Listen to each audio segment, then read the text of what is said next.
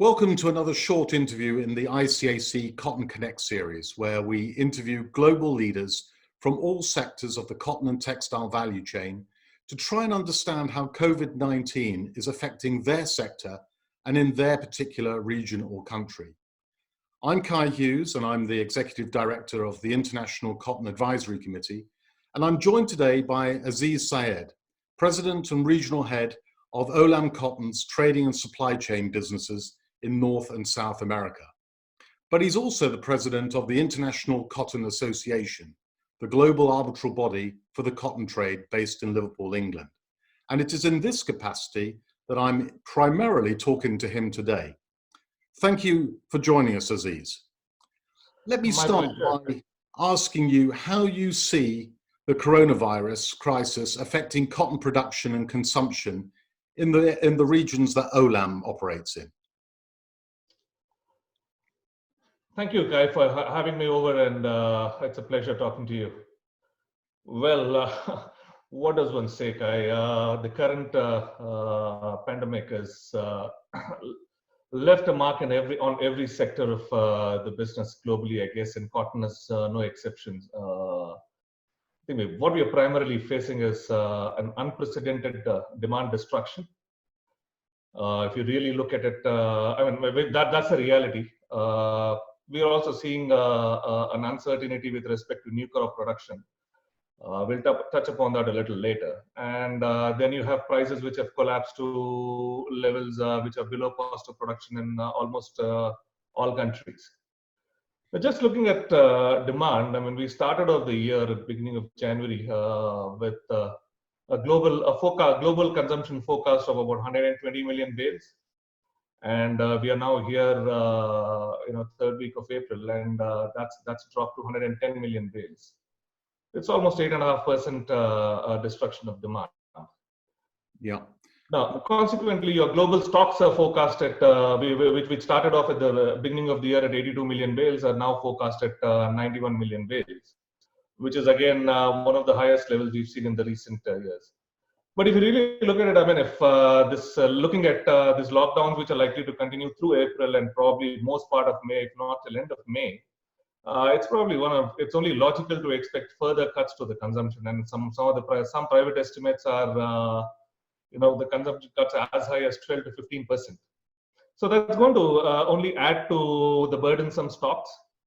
And consequently, in the prices which started off at 70 cents beginning of January, have collapsed to a low of 48 cents.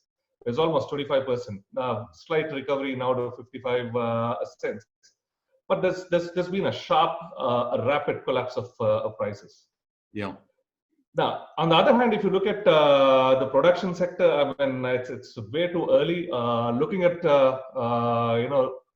cotton price ratios to, let's say, corn and soybean, one should logically expect production cuts in some of the countries, particularly in the US. But right now, the forecasts are not pointing to that, and that's an uncertainty we'll have to wait and see. So what we really have is a demand destruction, which is a reality, production, which is an uncertainty, and a price trading below cost of production, which is a fact. Yeah. Now, where do we go from here? It really depends on what recovery path the economies take.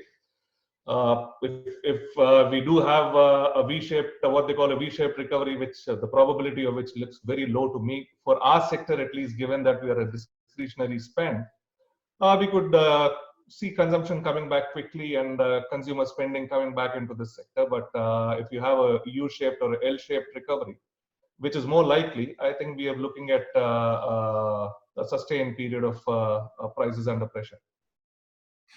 Talking about demand destruction, we've already seen reports of brands and retailers cancelling or suspending contracts with their suppliers. This is obviously going to have a domino effect through the whole of the supply chain. Has that filtered down to the mills, and the mills are not opening LCs with merchants yet? Look, all elements of cotton sector have been adversely impacted by the restrictions and reactions to COVID-19. Now, this applies to merchants, retailers, buyers, consultants, controllers, growers, everybody. And many are today perhaps struggling to survive. Mm-hmm. And there are examples of good and less good behavior at all levels. While we all face this uncertain global trade environment and business challenges, it's really distressing to note that certain retailers and brands are religiously reneging on their contractual commitments. I mean, such actions of these companies are creating a ripple effect across the supply chain with a catastrophic impact on the livelihoods of millions of impoverished workers who work across the supply chain and growers as well.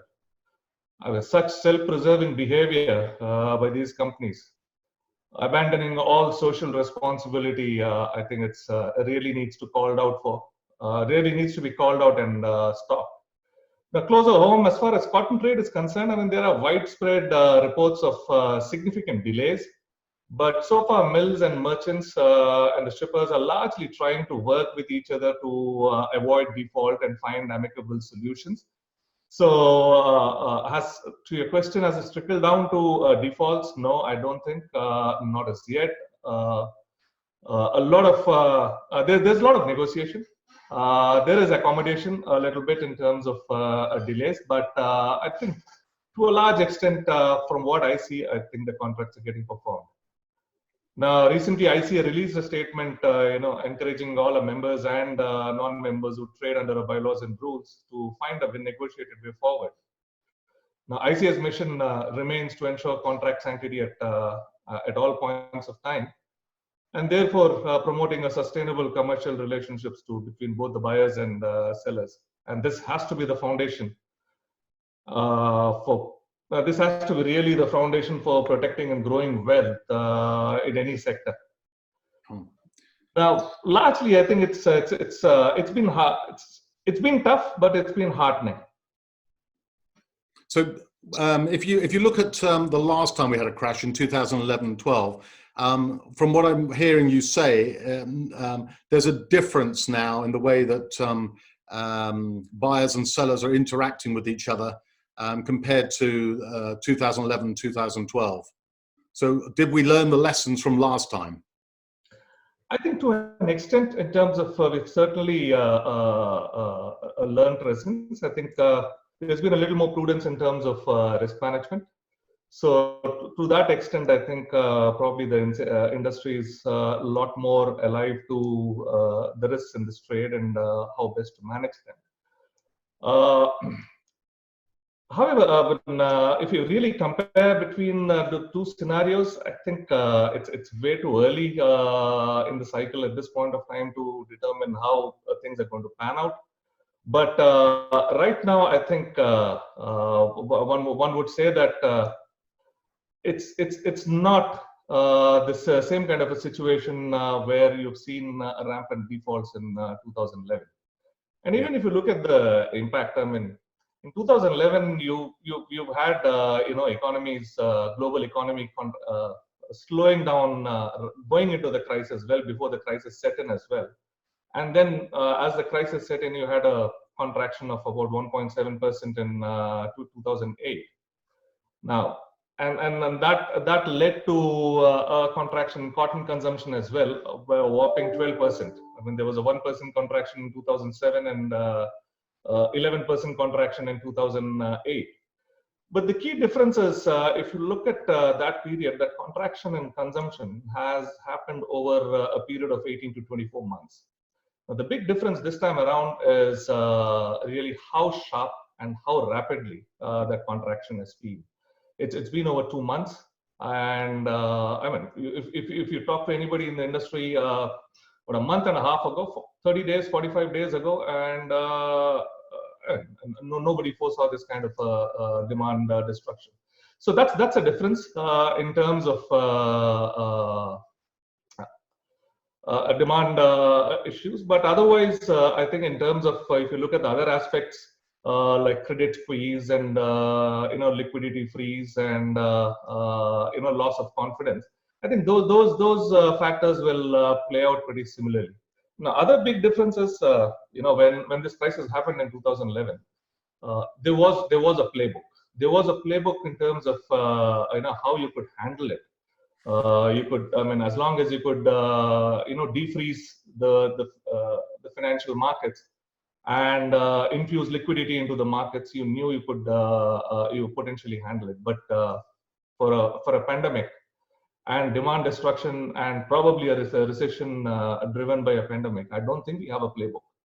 Yeah. So that's a big difference between 2011 and what we are seeing today. I mean, there is so much more of uncertainty, and there is so much more of unknown in terms of how we would handle this.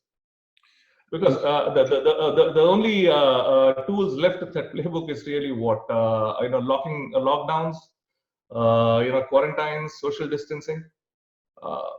Nobody knows what happens once you open up. Yeah. How many cycles of lockdowns we would have, and how deep this disruption is going to be. So that's a big difference between the two crises.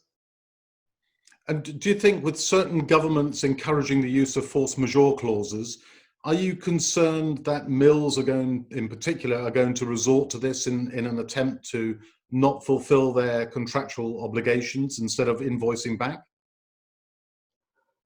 Look, as you're aware, Kai, most of the global cotton trade is conducted subject to ICA bylaws and rules, and you know very well these rules have evolved over 175 years, and it stood the test of time.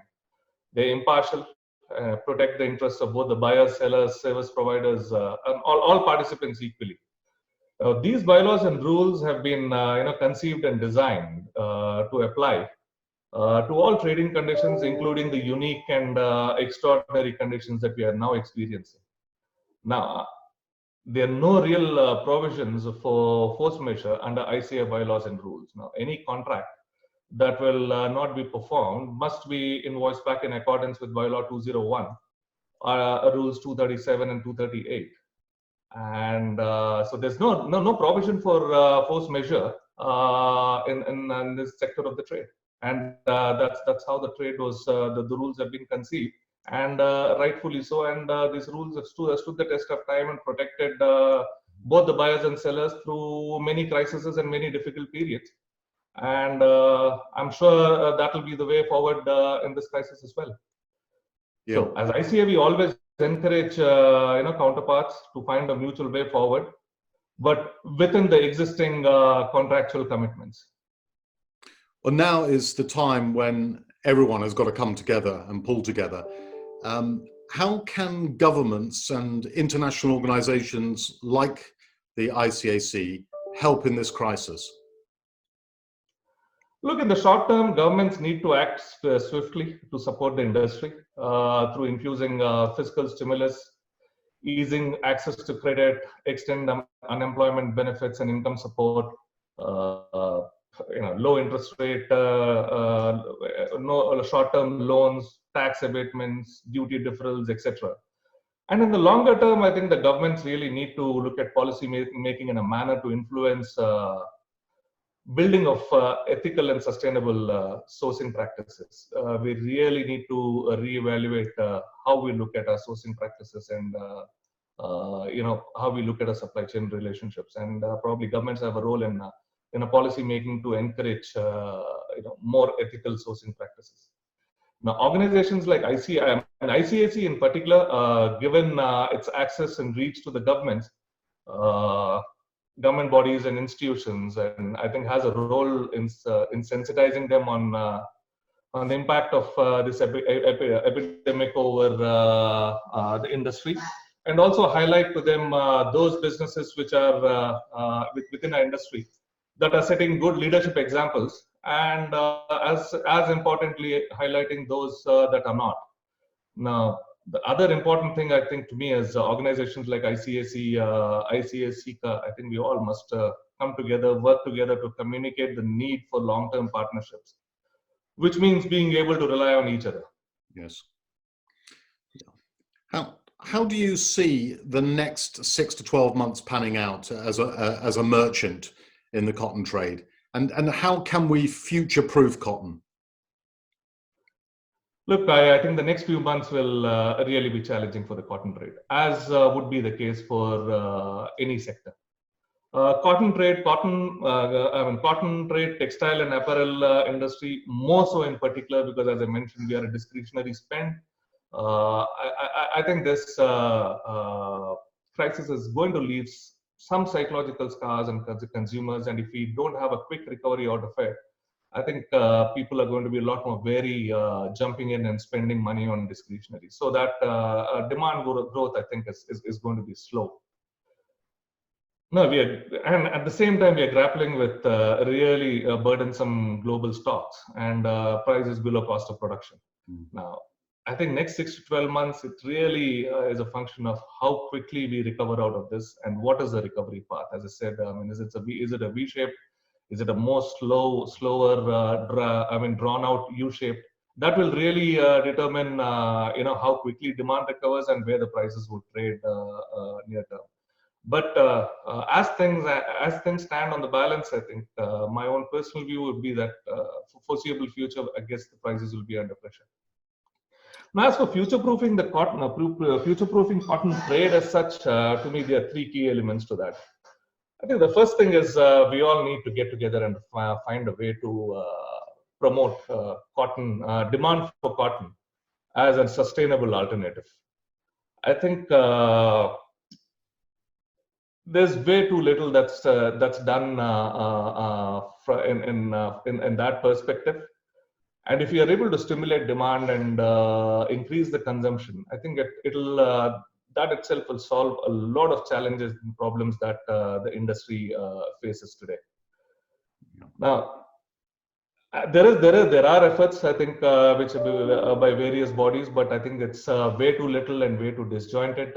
We need to find ways of how we can come together and find and put together a coordinated effort to stimulate and promote demand, and also to dispel some of the misgivings that surround the environmental impact of cotton production. Yeah, I think that's key, really, to the future of this industry. I think building and stimulating demand. The second, I think, key element to future-proofing our industry would be, I think, prudent risk management. Textile and apparel chain is one of the most fragmented of industry sectors, with a huge geographical spread.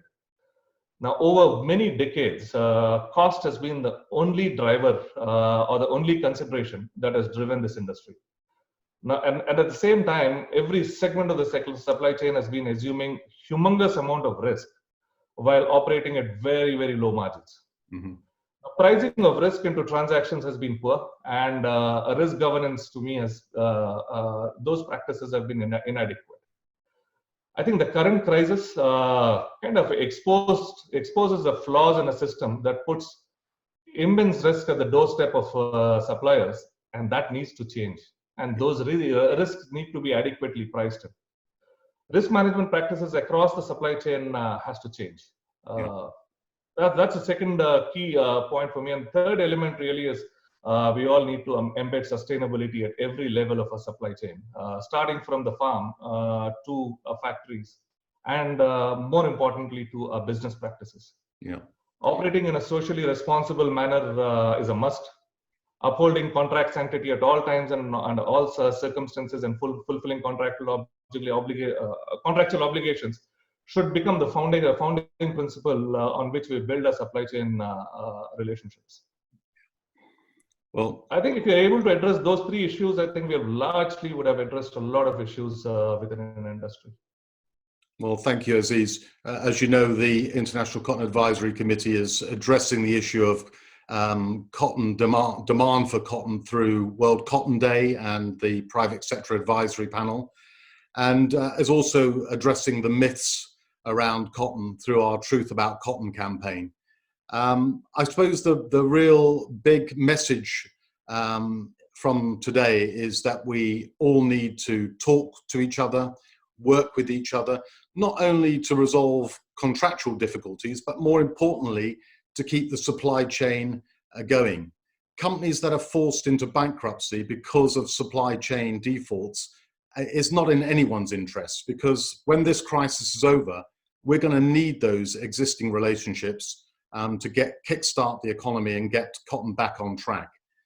So with that, thank you, Azeez, for joining us today. Thank you, everyone, for watching, and please visit us again. Thank you once again, Kai. It's been a pleasure. Hopefully, we'll all get over this soon.